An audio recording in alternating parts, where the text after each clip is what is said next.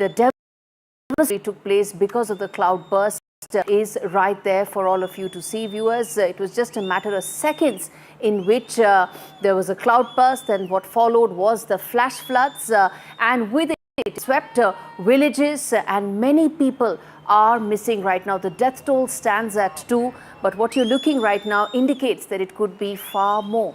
What it will be is something that we will report responsibly only when officially confirmed. What we do know is that there's been NDRF that have been put there, and rescue operations are currently underway as well. What makes this entire operation also tough is because of the slush that has come in, which makes entire operation that much more tricky, that much more challenging. Add to it the topography and the fact that even now there is a red alert and the situation is far from normal. In fact, let me now take you through specific videos that tell you what all has happened in terms of the devastation of Devbhoomi, which is our top focus on India Matters. Video after video show absolute destruction in Uttarkashi. Take a look at some of these most devastating images that are there for you, viewers, to really understand the extent of what has unfolded in Uttarkashi. The first video that we're putting out right now is the true and horrifying extent of the cloudburst. Big concrete houses completely swallowed by the slush. The flash flood swept away a huge area of the Tharali village. There you can see that people had seconds to escape. So whoever could manage to did. But the video tells you just how difficult it would have been for many people to escape from that tragedy. The true extent of that is what you see on your screens. Let's get you the second video that tells you exactly the extent of nature's fury in Uttarakhand today, in Uttarkashi. The second video, this is the moment when tragedy struck the village in Uttarkashi. This new video shows water and slush gushing through the mountain, ravaging everything on its way. You see that. This is the terrifying seconds that tell you what really happened in terms of the tragedy when it struck today in Uttarkashi. Let's tell you this third video, another one that tells you the shattering aftermath of the flash floods, where homes upon homes have been swept away and buried in slush. That's the third video that tells you that what happens after these flash floods, which is the slush, which is equally challenging. You can see people, property, everything being taken away when the slush has actually come and swept away with it homes and people's lives completely. Now in this video you can see how difficult and challenging would the rescue operation be. It is currently underway. Emergency helplines are there. We're going to flash that out as well on our screens, viewers. Emergency helplines are put out. Emergency forces in terms of rescue and relief operations are underway. But this slush on your screens tells you how difficult and challenging that operation is right now. Another disturbing video, let's put that out as well on India Matters, which is a car being swept away. Locals claim the passengers were stuck in the car. That tells you that how that whether it is possible to actually be able to survive in such a challenging environment. That car being washed away is probably telling you exactly how things are unfolding or did unfold earlier today when that disaster struck Uttarkashi. Over 50 people are missing right now. They've been reported missing in the flash floods. Till now, the death toll stands at 4. We are waiting for details as far as those missing people are concerned. The final video that we're putting out right now, viewers, the army camp at Arshil has also been hit by the cloudburst. Images accessed exclusively by NDTV show the camp that has been surrounded by slush. At least 150 army personnel from this camp were one of the first responders as they rush to the rescue of those who've been trapped. That tells you how much of slush actually came down, and that's a question we're going to put out as well on the broadcast, which is that the big questions that we're going to put out, which is that what happens when such a situation actually unfolds. What is the kind of challenges it throws in terms of the rescue and relief operations? We'll put that out as well on our panelists. Will decode what could be the next 24 and 48 hours. But first up, I want to play out this report, viewers, that tells you the story so far.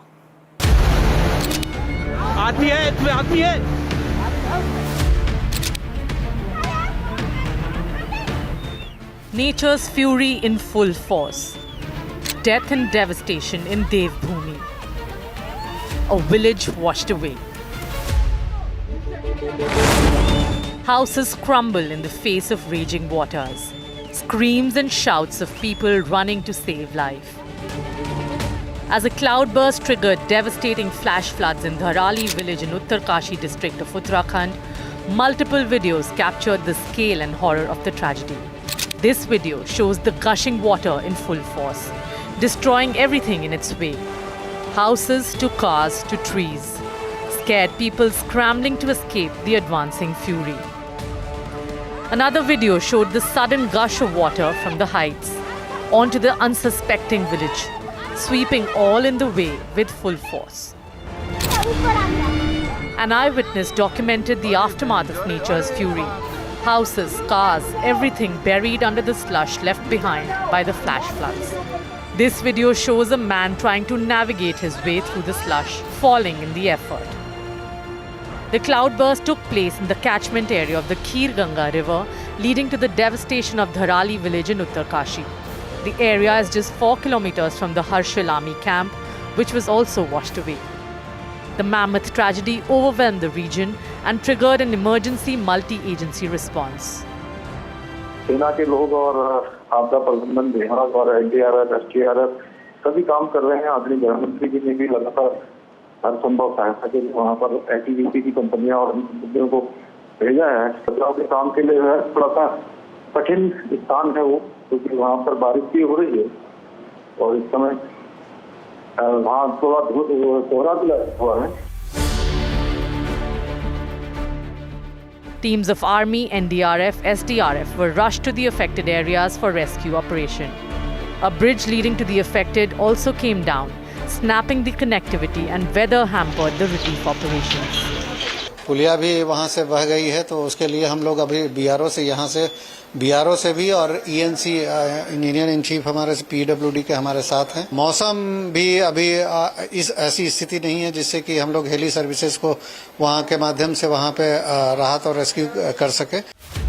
Prime Minister Modi expressed condolences and assured that relief and rescue operations were being carried out under the supervision of the state government. Home Minister Amit Shah also dialed the Chief Minister to take stock of the relief. कि नदियों के किनारे जो लोग घर बना लेते हैं, उनका इंक्रोचमेंट बहुत ज़्यादा कर देते हैं, तो ऐसे में ये जो नुकसान होता है इस तरीके का बहुत ज़्यादा होता है। पर अभी किसी को पता नहीं है कि वो किस वजह से वहाँ पर फ्लड आया था। यही वजह है कि उस पूरे इलाके को खाली कराकर उनको सुरक्षित स्थानों पर लाया जाएगा। Uttarakhand has been witnessing heavy continuous rainfall this season, with major rivers including the Ganga and Haridwar remaining in spate. NDTV Bureau Report. Let's now play out the soundbite of Terry Gerwal MP on how things are unfolding right now as far as the aftermath of the tragedy that struck Uttarkashi. Listen in. देखिए, बहुत ही दुख की घटना हुई उत्तरकाशी में, जो 2013 में भी एक बार आया था, इस बार उससे भी ज़्यादा भयंकर है। बहुत ही दुख की घटना हुई है। प्रशासन लोग अपने काम कर रहे हैं, जगह जगह पहुंच रहे हैं, क्योंकि रास्ता भी बंद है, इसलिए जितना वहाँ लोकली है वो लोग पहुंच रहे हैं, और जो बाहर से आ रहे हैं हेल्प कर रहे हैं जो प्रशासन, वो लोग अभी पहुंच ही रहे हैं। क्योंकि आपने देखा होगा परिस्थिति कैसा है। स्टेट और सेंटर हम सब मिलकर इसके लिए काम कर रहे हैं और आगे जा रहे हैं। All right, breaking news coming in on the broadcast on India Matters. Chief Minister Pushkar Dhami has taken charge in terms of disaster response. He's reached the state center in terms of where the operations are being monitored in Dehradun. He's reviewing the rescue operations right now and the efforts after the cloudburst struck Uttarkashi today in the afternoon. Top officials are briefing the Chief Minister right now on the ground situation. What is the latest in terms of the relief and rescue operation? Remember, it's a very challenging task. We've been telling out and showing you those videos, those images that tell you that the relief and rescue operation itself is going to be extremely challenging in the wake of the slush that is there, and the fact that there are a very large number of people who are actually missing. Those videos tell you that in a matter of minutes, people had no chance and had to in fact vacate to ensure that they did not come in the way of that massive flash flood that came in. And now there is relief and rescue operations that are being very closely monitored by the Chief Minister, and he's at the Emergency Operations Center. And there's an expectation that over the course of the next couple of hours, hopefully, there will be some clarity as far as those who are reportedly missing.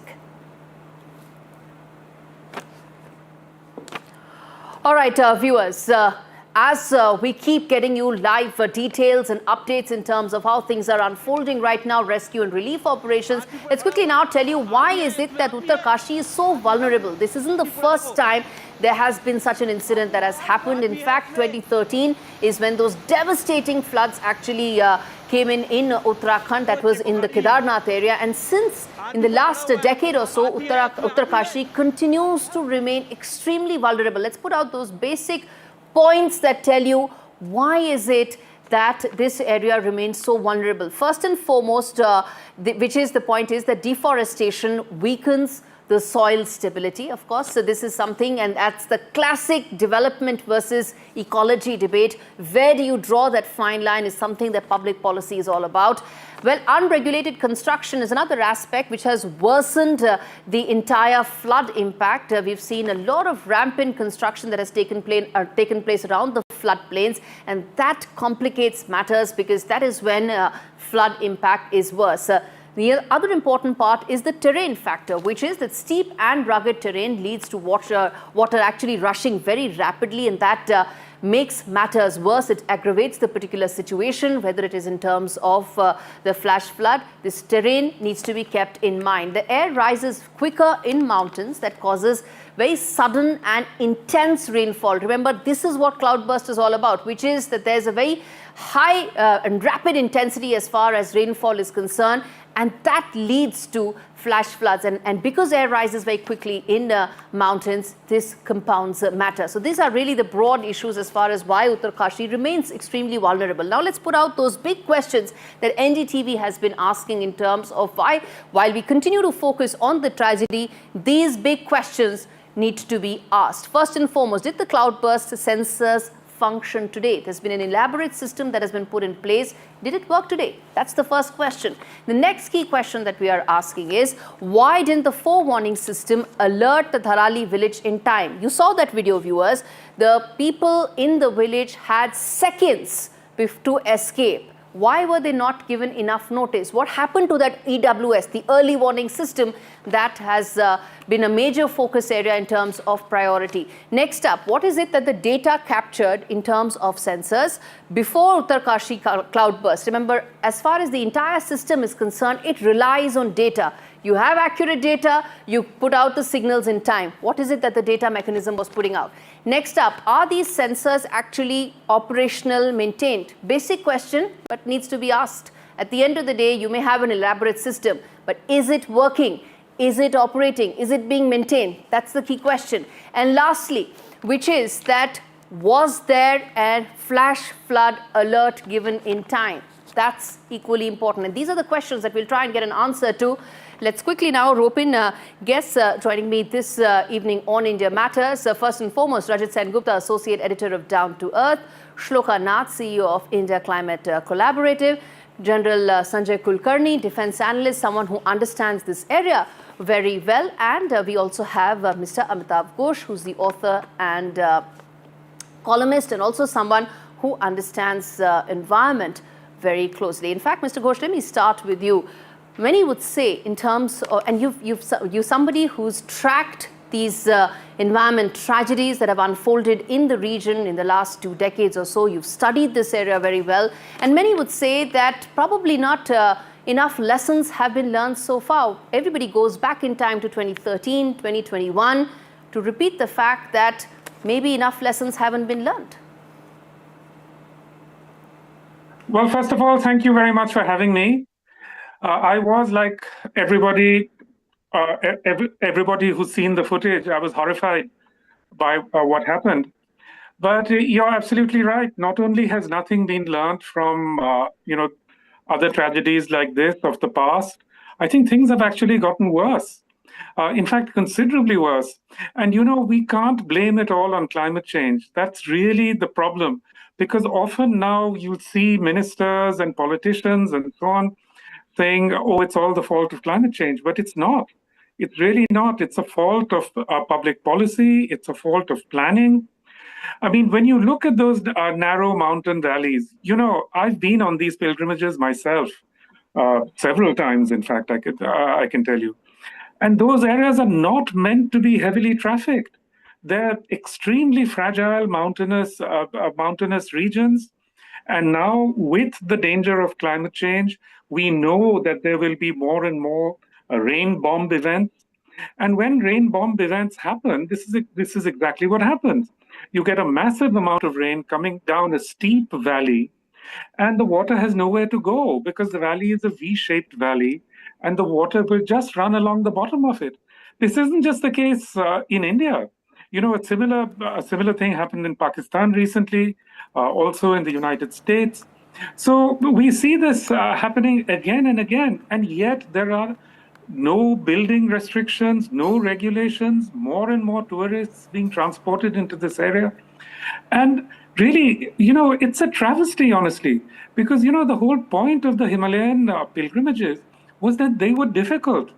I mean, I remember when I first went, to Kedarnath and Badrinath, as a 15-year-old, you would see people walking. That was the whole point of it. You had to suffer to get there. But now, the whole idea is that you just transport people in hundreds of thousands, but these mountains cannot take it. Okay. Let me then come into the elaborate sensors, the early warning systems, all of which were put in place. In fact, even last year, the government and the entire administrative machinery was banking on this EWS, this early warning system. In your assessment, what went wrong there? No. We cannot blame nature for all this. And the idea that there's a technological fix for this through sensors and early warning systems and so on, really, we can just do away with that completely.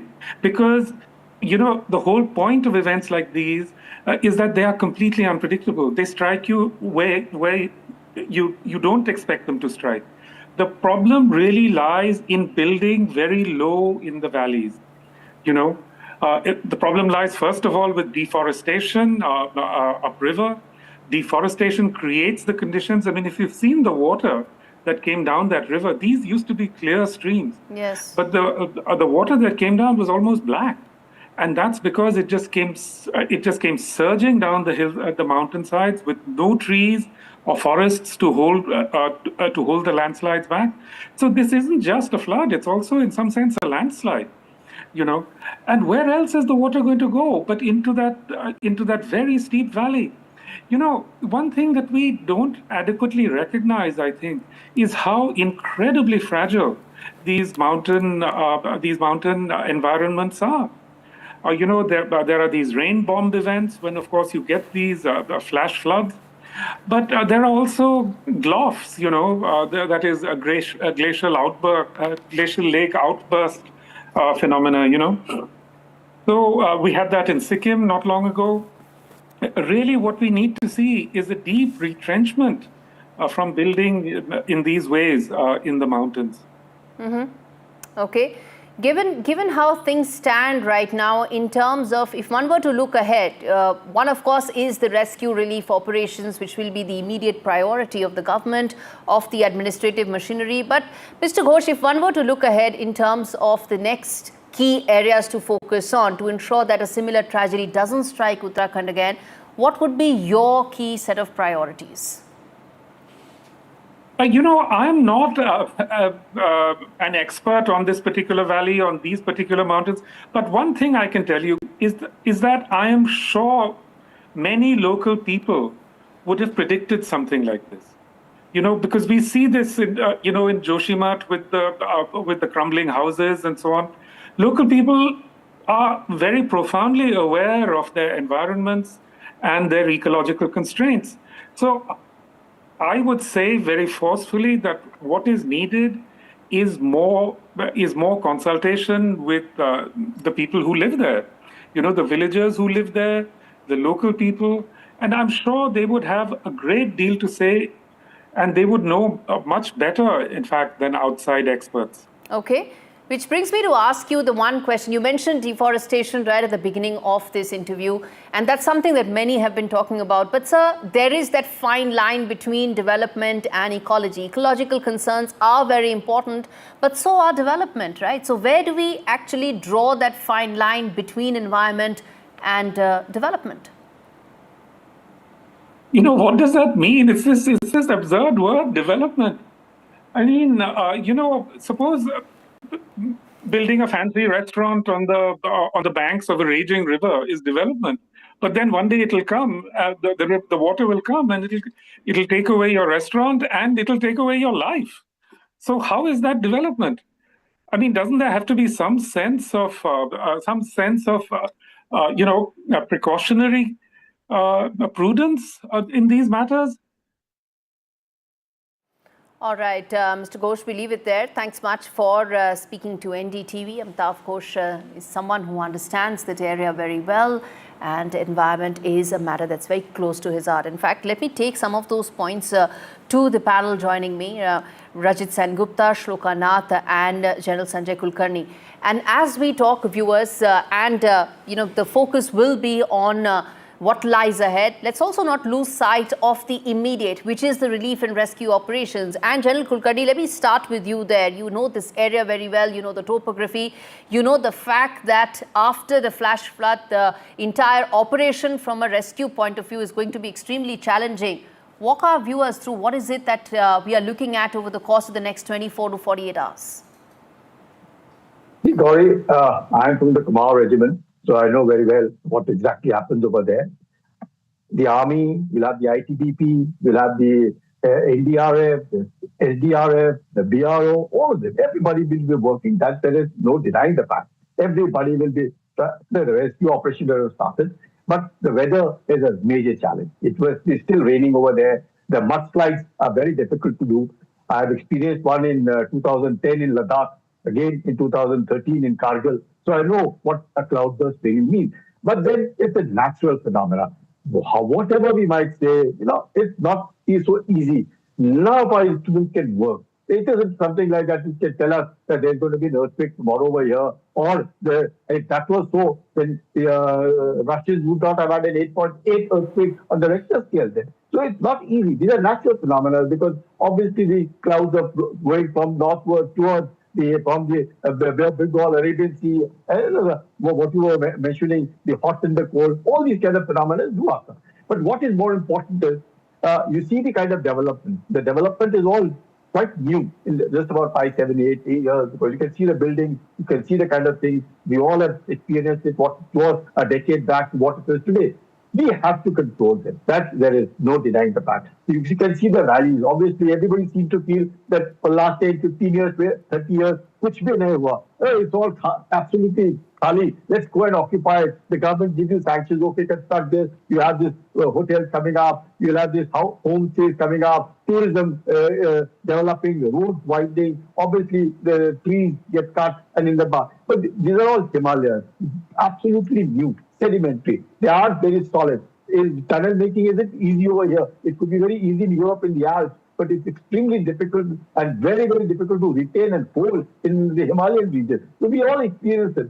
The mitigation is the only thing that we can do. But to say that we could prevent such a thing from happening, well, as of now, I can say it's virtually impossible. Virtually impossible. You can't prevent it. To say it's very easy, climate change, it's not so easy. How can one predict? Would anybody be a fool if one could predict and not tell them? You would be the first one to tell them. And today, it's 1:45 a.m. during day. So thank God it's during day. People saw what was coming. And they could take, they could escape. Some of them could escape from there. And therefore, it's this massive construction which has led to this kind of devastation and loss of life. But otherwise, preventing such a phenomena, I think it's very, very difficult. It's still difficult. Cloudburst and all can't even be, you can't even sort of predict. Eliminating may be difficult. Eliminating may be difficult, but at least minimizing is what the effort should be towards. And how far we are able to do so is going to be a combination of some prudent public policy choices, but at the same time tech intervention as well. And I think that is what I want to ask from both Rajit as well as Shloka, which is that everybody understands that when it comes to nature's fury, there is only so much that humanity can do. But where do we ensure that we are able to minimize some of this, either through technological innovations, tech interventions, as well as through ensuring that what General Kulkarni was saying, that you can't keep building rampantly. Highways are important, but where do you draw that fine line? You know, that road development, what General Kulkarni also mentioned about. And let's take that one by one. Rajit, to you first. In terms of technology, what is the first you think tech interventions can be done to minimize some of this? Nobody's saying we can eliminate all of it, but the effort should be to minimize or at least have some sort of a forewarning mechanism that ensures that humanity is not so unprepared as it was. Thank you for having me over. So right now this is developing, so we don't know how the early warning systems actually work. So slightly speculative, but my experience of the past few years has been that IMD has made a lot of tremendous improvements in terms of how we are doing early warning systems. What we also need at the same time is basically a more robust community-led dissemination process as well, which I think is very important to minimize the damages that go along.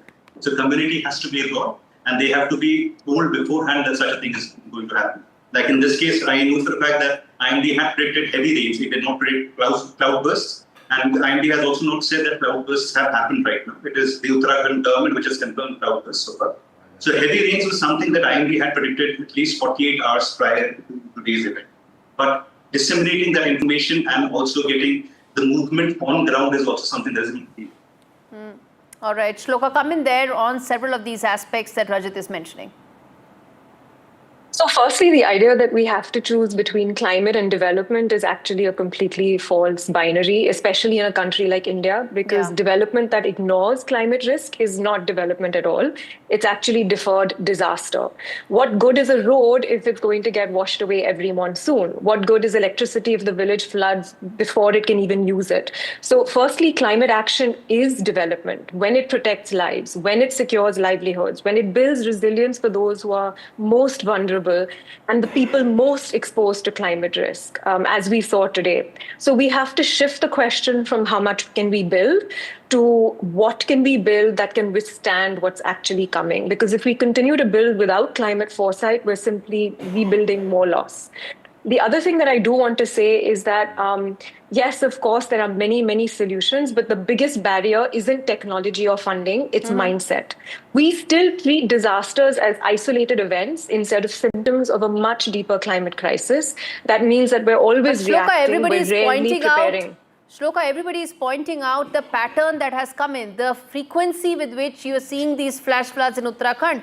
I think most people now are on the same page that this is not an isolated instance. You see now a pattern and the frightening frequency with which these flash floods are actually taking place. Absolutely. And so for India, the next step is pretty clear. We need to mainstream climate risk into every single development decision, especially in places like the Himalayas. That means no new roads or infrastructure without a climate impact assessment. That means that we have to scale up early warning systems that actually reach remote villages, not just sit in government dashboards. And we must invest in restoring our natural defenses, forests, wetlands, slopes that can actually absorb water instead of triggering landslides. Some of this is already happening. We've seen successful slope stabilization projects in places like the Himachal and community-based watershed work in Sikkim. But we need to move from pilots to policy. The Himalayas are telling us exactly what they need. And the question is, are we listening?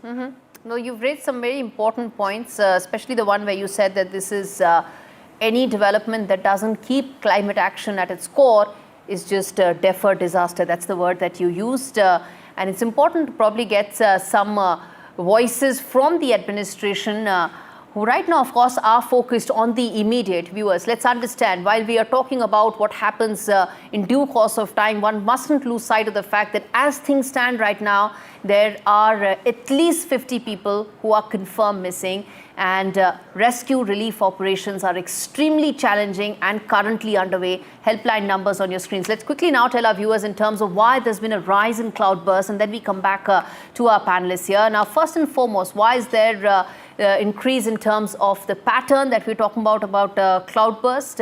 First and foremost is climate change. It's triggered extremes in terms of what has happened in the last 20 years or 30 years. There's been a complete change as far as overall climatic patterns are concerned, and that has really played a major role as far as cloudbursts are concerned. Second important aspect, this is an ecologically fragile zone. This is the Himalayan belt. You cannot say Uttarakhand is separate, Himachal Pradesh is separate. All of it together are part of the Himalayan belt, which is extremely fragile from an ecological point of view. Third, equally important, which is that monsoon winds pack excess moisture, and that has an impact of how they actually get trapped, and which plays an important role in terms of the environmental conditions that lead to what really happens. And lastly, the narrow valleys actually in this region block the drainage, compounding matters. This partially explains in a way in terms of why this area is so susceptible to cloudbursts. We've been talking about how there's a frequency with which they are unfolding, and which is why there needs to be a greater action plan, so to say, an action plan for how Uttarakhand can deal with cloudbursts. And in fact, let's put that out as well, that how human activity has actually fueled some of this. We mentioned this, and our panelists are also mentioning, first and foremost, construction. Well, there's been rampant construction that has taken place. Tourism numbers have actually skyrocketed in the last 2 decades. A lot of this is to do with people wanting to travel, the ease with which they are traveling, and all of that adds to greater tourism infrastructure, all of which is needed. These are states, these are areas that rely heavily on tourism earnings, but at the same time ensuring that construction doesn't choke several of those natural drainage that exists and doesn't lead to the kind of rampant deforestation that some of the panelists were talking about. Trees gone, soil cannot hold rainwater anymore, slope stability weakened, and landslide risk up. That's explaining in a very simple way in terms of what really could happen. Climate change shifting monsoon patterns as well, with warmer air pushing more moisture into the hills, and fragile ecosystem actually being pushed to the brink. That explains partially, as I said, this is a very complex phenomena, but this is for viewers to really understand how this ecosystem is so fragile and needs to be handled with care. Let's now go back to the panelists. Rajit, and let me ask you in terms of, we're putting out these pointers for our viewers to really understand how things are unraveling here. But at the same time, as I said, no chief minister, no government can ever say that, we need to develop more in terms of our tourism infrastructure. We need to ensure that development is prioritized. We need to ensure that roads and better connectivity is given to everybody. So what do you think should be the top 2 or 3 things that should be done from here on in the wake of this tragedy raising many red flags? So one thing that I need to talk about is the fact that this is not one-off incident. So if I was just scrambling up the numbers just before coming to the show. So in the past 2 months in Uttarakhand, according to government data, around 42 people have died because of heavy rainfalls. So this is a chronic problem that is going around the year. What happens is when an incident like what has happened today unfolds, we are talking about it very emphatically. But development is a long-term process, and it has to be in a sustainable way. The other thing that is also equally important is that when we talk about climate change, we make it sound as if it is something that is beyond us. But climate change is basically an anthropogenic, human-induced change that is happening in the climatic scenarios. So it is basically the way we are developing and the way we are growing. That is at the heart of it. And we have to stop it, because we are talking about the immediate impacts right now. We are not talking about how many years would go into redeveloping the places that have been affected. If you go back to the previous landslides and extreme weather events that have happened, you can see that it takes years for people to rebuild their homes to where they come after a major extreme weather. So we have to look at it in that prism as well. It is not just one-off incident. General Kulkarni, come in there. How do we now view this from here on in terms of the next steps to ensure that red flags have been raised, concerns are there, but what can we possibly do from here on? As someone who understands that region very well, what would be your top 2-3 priority areas? Gauri, we all understand that this is a fragile ecosystem, requires a sustainable development. People have to earn, population is growing, and therefore there has to be a source that is a good tourist spot. Very good. But tourists must be controlled. We must say so very clearly, not have miles and miles of vehicles lined up on the road. It should be specified that not more than 5,000 people will be here from this point to this point, and then an entry point and an exit point, so that they are continuously, it is being monitored 365 days of the year, and not just during summer vacations or winter vacations. You find suddenly lakhs and lakhs of people turn up over there. Obviously, it's a very fragile ecosystem. The Himalayas, absolutely new, and therefore, since the mountain regions are so stable, it is very essential to control, and the control can only be done by the government. But you know how we people are. No, iska sifarish, just get into the area because he's got 3-4 days of leave, weekends coming up, just rushing up. It has to be controlled, because this is something which we have to really come with a very, very hard path, that these are the only area. This is the only thing that we are left with, and therefore it is our requirement to ensure it is safe. People should be safe, rather than mitigating this. You can't yes, I can say forest fire can be controlled, landslides can be controlled, to a large extent floods can be controlled, but cloudburst and all things are very, very difficult. Earthquakes, extremely difficult to. But notwithstanding that, we know that these areas are prone to disaster, and therefore it is very important to control tourism and not making quick bucks in a short span of time. No, just sustainable tourism, yes, but very, very gradual, slowly, so that everybody enjoys, rather than rushing 2 lakhs of people in a short span of time. Shloka, do you think we can control the number of tourists who come to a tourist destination in India? I think if we don't, we're looking at a rather dire future. And I think we have to stop talking about climate as a future threat. We have to start treating it as a present emergency. It has to be embedded in every single policy, every budget, every blueprint. It has to be as core as health, water, energy, food, housing. It's not distinct from any of these topics. And we have to move public perception from sacrifice to smart, safe, sustainable development. And that should hopefully answer the question around tourism, because climate isn't the cost of development. It's the condition for it to succeed. We need responsible tourism, not rampant tourism. Mm-hmm. You come in there, Prajit, what do you think in terms of, this, what Shloka is saying, responsible tourism? But at the end of the day, how is it that you can actually implement something like this? Because tourists will come to a tourist destination, and connectivity, India has made huge progress in terms of our connectivity. Why is it that we will not see a greater number or a greater influx of tourists coming to tourist destinations like Uttarakhand? I think it's an oversimplification. So let's assume after what happened today, the next few months, nobody is going to go to Uttarakhand for tourism purposes. This is the fear that is there, and we have to realize that. So we can't build hills the way our planes are built. And till the time we don't understand that, we won't not have a solution to this problem. So we have to think it in terms of that, so we can cap the number of tourists who are around. And it's not just about the number of tourists who are going. It's about the way the entire cities have been developed, how the infrastructure has come up. If you look at the videos that are coming up, you see these buildings that are being flushed out. And many of them, I'm assuming, would be also on the national drainage plains or on the slopes where they shouldn't have been there in the first place. So in hindsight, it becomes very difficult to give answers. But when development is actually happening, we know the basic things that need to be kept in place. And we need to redevelop it in a way that is sustainable. All right, we leave it there. Thanks much, all three of you, for joining me on this edition of India Matters.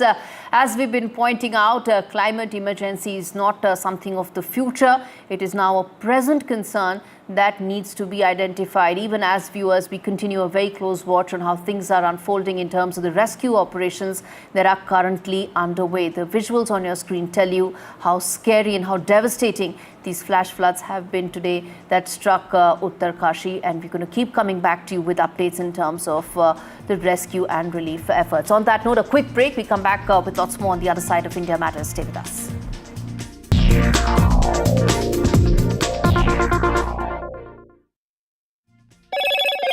Hello, Moto.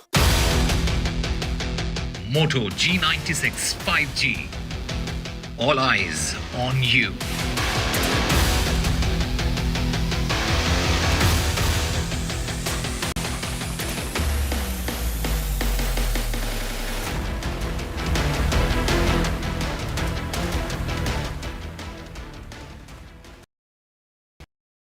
फिनेसा windows, beautiful and durable designs, installation से maintenance की life long customer service.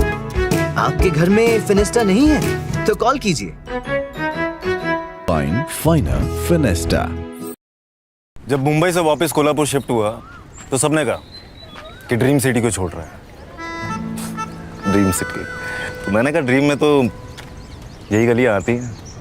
तो जब ये realise हुआ कि कुछ बड़ा करने के लिए बड़े शहर में रहने की ज़रूरत नहीं है, तब लगा कि लाइफ में ग्रो किया। कशी ताई, ऐसे बॉय मिलते मुंबई में? चांस ही नहीं। SIP करो, इन्वेस्ट करो, लाइफ में ग्रो करो। प्रतिभूति बाजार में निवेश बाजार जोखिमों के अधीन है। निवेश करने से पहले सभी संबंधित दस्तावेजों को ध्यान से पढ़ें। Gold plus optimistic reflective glass लगाओ, धूप की गर्मी को दूर भगाओ और बिजली का बिल भी बचाओ।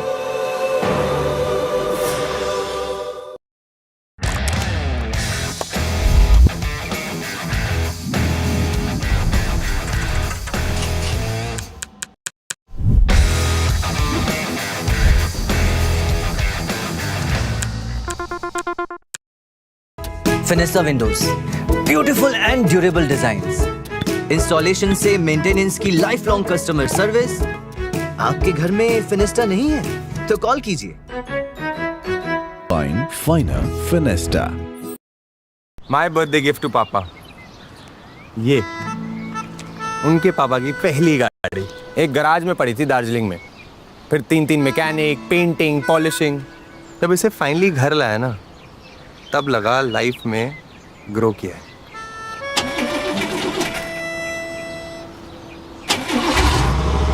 बुलाओ।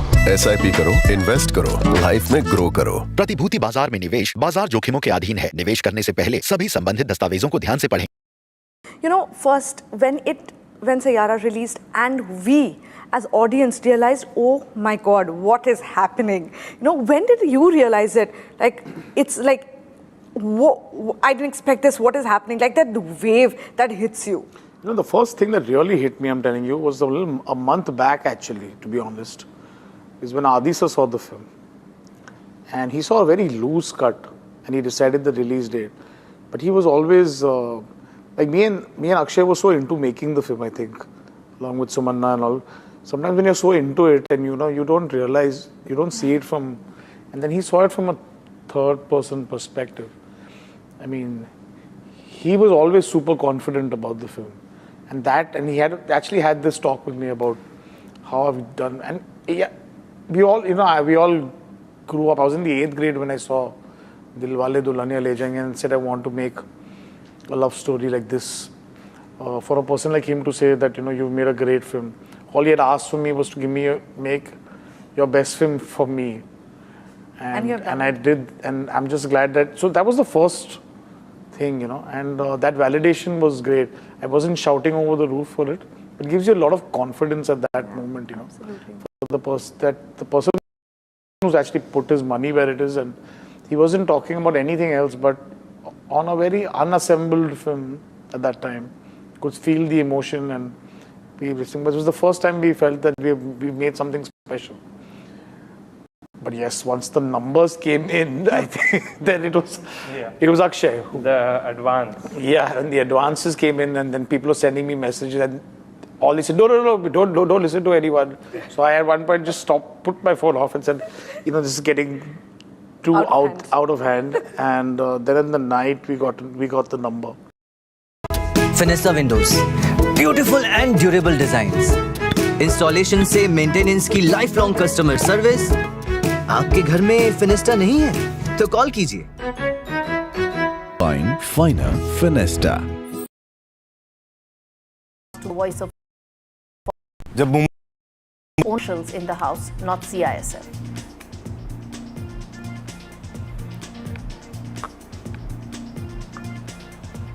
NDTV takes a sneak peek into the Bengaluru Yellow Line that's to be launched by the Prime Minister on 10th of August.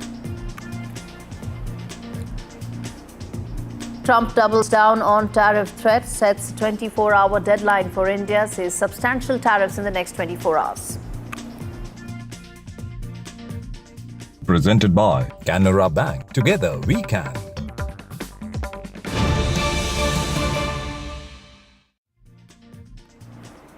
Turning attention now to more breaking news that's coming in on India matters. Anil Ambani's Enforcement Directorate grilling continues. It's been over 9 hours and he's likely to be summoned yet again. In fact, let's get in my colleague Anushka, who's been tracking this through the day. Anushka, what really were the kind of questioning that was put forth to Anil Ambani, and why is it that the agencies feel he needs to be called again? That's right, Gauri. It's over 9 hours since the court began, and Anil Ambani was in fact inside the ED headquarters at 11 a.m. in the morning. ED had in fact questioned him on multiple fronts, asking him whether or not he knew about the kind of money the scheme that was in fact going on inside his 3 companies. Not just that, the ED had in fact also asked him whether or not he knew the kind of money diversions that were being made. He was aware of that or not. So far, what the ED sources have confirmed is that he was not giving any kind of a satisfactory answer.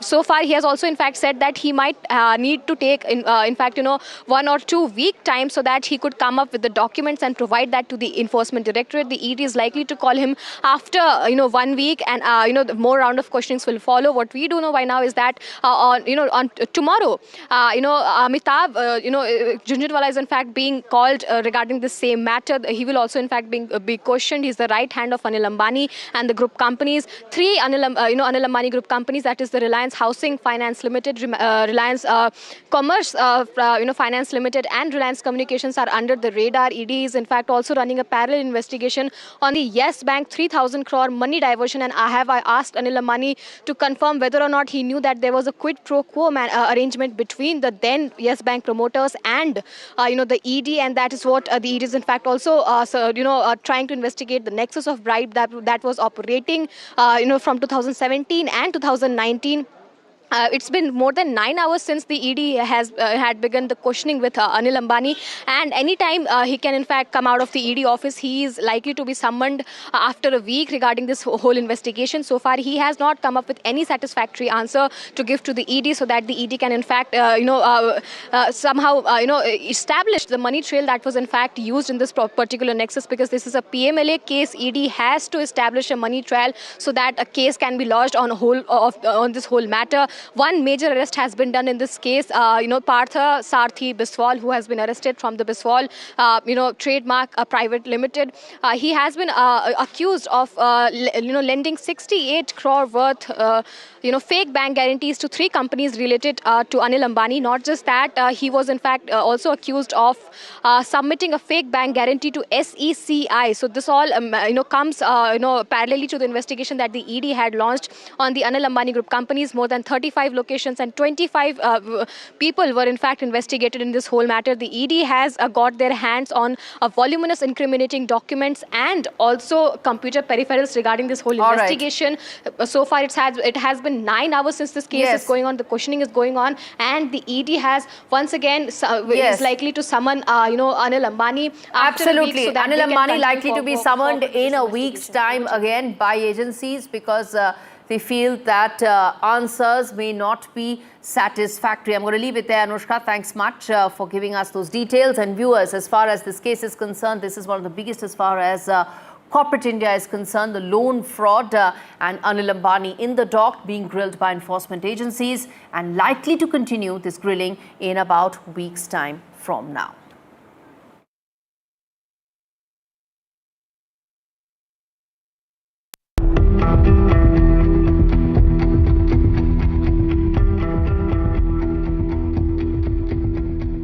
The world's 6th richest person in 2008, worth $42 billion, is now in the crosshairs of the Enforcement Directorate.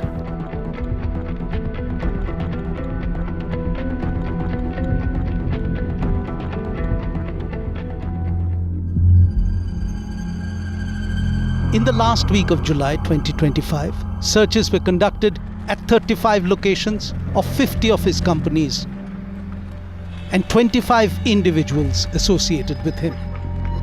And after the raids, Anil Dhirubhai Ambani was summoned to answer to allegations of having defrauded 17,000 crore rupees in loans from multiple banks. Anil Ambani's fall from grace has been as meteoric as had been his rise to fame.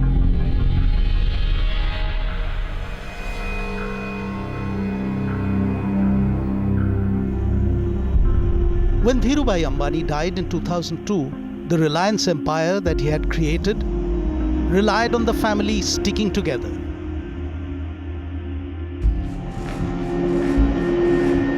Mukesh Ambani, as the elder son, remained at the forefront, while a younger Anil sulked in the shadows. But within 2 years, the rift was out in the open. The fight was over control and inheritance. It was Mother Kokila who had to mediate an acceptable split between the two belligerent siblings. To Anil's lot fell the more glamorous New Age businesses. Enterprises which were exciting and full of promise. Entertainment, communications, energy, infrastructure, and defense.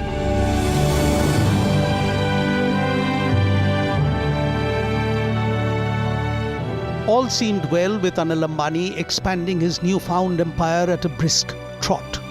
Having Dhirubhai as a predecessor and Reliance as a brand name helped.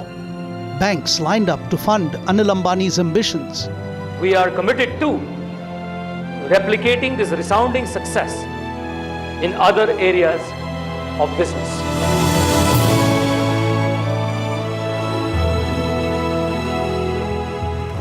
But every business is run on the promise of profit, and profit it was that was not forthcoming. One by one, Anil's ventures began to run in the red. Yet all the while, the man himself could be seen partying with film stars and living the lavish life.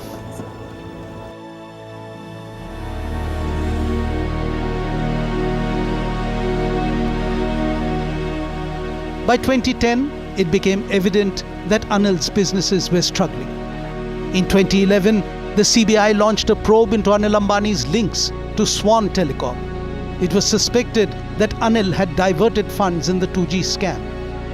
In 2014, Anil was forced to sell his prized big cinemas to reduce debt taken by Reliance Entertainment.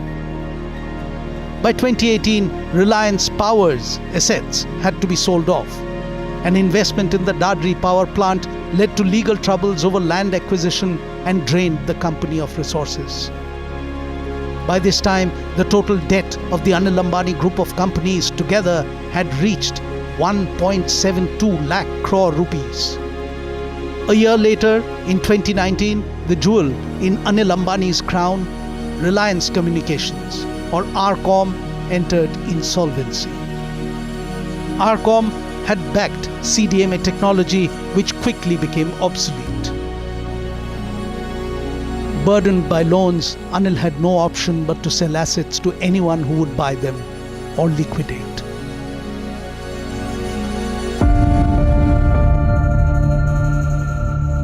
"2019 was a tense time for Anil Ambani. He was staring at arrest as the Supreme Court threatened to imprison Anil Ambani for RCom defaulting on payment of 550 crore rupees to Ericsson AB's India unit. Elder brother Mukesh stepped in to bail him out. Anil faced the ignominy of filing for bankruptcy at a UK court. He declared that he owned nothing meaningful and that his wife supported him and his family. No sympathy was shown by the court as it ordered him to pay up $717 million within 21 days to 3 Chinese banks that he owed money to. Then came the pandemic, and post that, Anil Ambani's Reliance Group looked set on a journey of recovery. The focus this time was on sectors like clean energy, infrastructure, and defense. Reliance Power in Q4 of FY25 reported a consolidated net profit of 126 crore rupees compared to a loss of 397.56 crore just a year ago. Reliance Infrastructure reported consolidated profit at rupees 4,387 crores in Q4 of FY25, in comparison to a loss of 3,298 crore rupees recorded during the third quarter of FY25. By March 31st, 2025, the Anil Ambani-led conglomerate successfully reduced its standalone net debt to zero. The company repaid loans amounting to approximately 3,300 crore rupees to banks and financial institutions during the year 2024-25. But all along, trouble had still been brewing. In 2021, Reliance Capital had defaulted on bonds worth 24,000 crore rupees.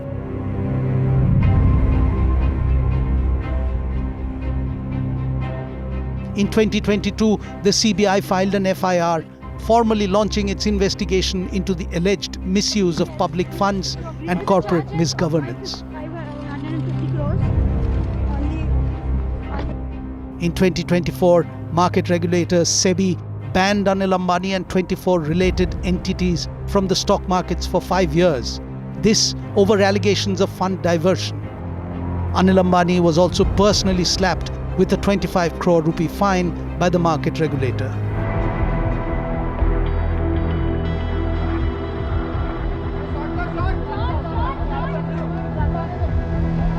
And now, Anil Ambani is back making the headlines again, with the Enforcement Directorate having summoned him in connection with multiple cases. He's being accused of fraud and round-tripping. An alleged associate has already been arrested. The money was given to promoter group entity which were offshore and then subsequently rerouted or brought back into the country, which is called round-tripping, and that is fraud. As such, banking definition of fraud itself is that the money given by banks is intended for purposes which are not for the intended use. So channelizing or siphoning of funds to various promoter entity itself is fraud.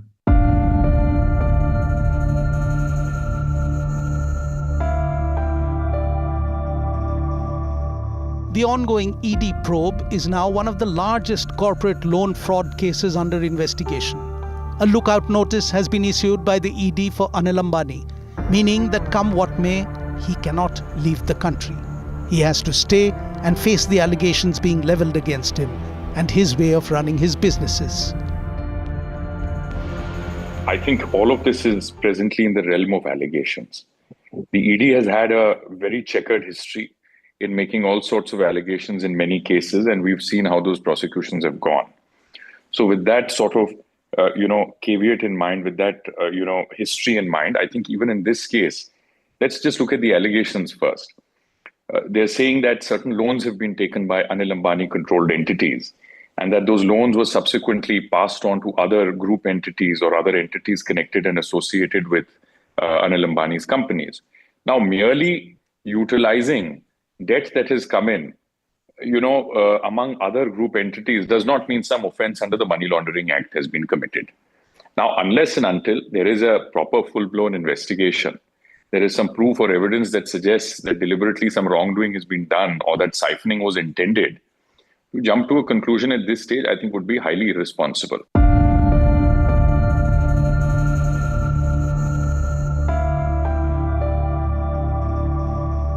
For someone who used to run marathons, Anil Ambani must be feeling he's back on the grueling path once more. Running a different kind of a marathon this time, having to contend with allegations and accusations leveled against him. Everyone is waiting to see whether Anil Ambani will make it to the finish line in one piece, or will he fall by the wayside, becoming the Ambani who went to jail for fraud and cheating.